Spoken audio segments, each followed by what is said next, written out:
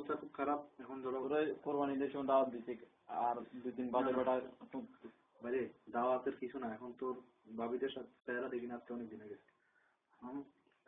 সরকার যা শুরু করছে দেশে, এখন আমরা তো সরকারের গোলাম, বুঝো না? আচ্ছা, তো কি তারা কি আসলে কি পরিকল্পনা কি পরিকল্পনা হইলো কিছু না, পরিকল্পনা হইলো তোমার এই আমাদেরকে একটা অর্ডার দিয়েছে, একটা অ্যালার্ট থাকতে হবে, এবং 25 তারিখে তো ধরো 25 তারিখটা যদি কোনোভাবে পার হয়ে যায়, বুঝছো, তো ধরো এরপর থেকে শুরু হবে মহা অভিযান। ধরো একদম গ্রুপ ভাবে তোমার অ্যারেস্ট করা, এবং 25 তারিখে তো বলা হয়েছে আমাদেরকে যথেষ্ট পরিমাণ গোলা বারুদও সাপ্লাই দেওয়া হয়েছে।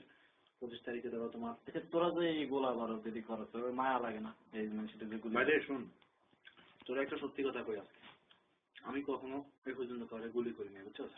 এগুলা ওদের স্পেশাল লোক আছে, বুঝছো? এগুলা ওদের তো দয়া মায়া নাই, ওরা জানোয়ার।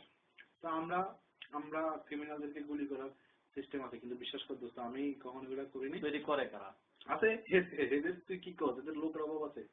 সরকার তো এই মানে 25 তারিখ যাইতে আছে, হ্যাঁ, তুই মানে তোরা যদি মনে কর কিছু না করস মানে তাহলে কোনো সমস্যা হবে না? আমাদের তো তোর তোর কোটা দিয়ে দিচ্ছে, বুঝছ না?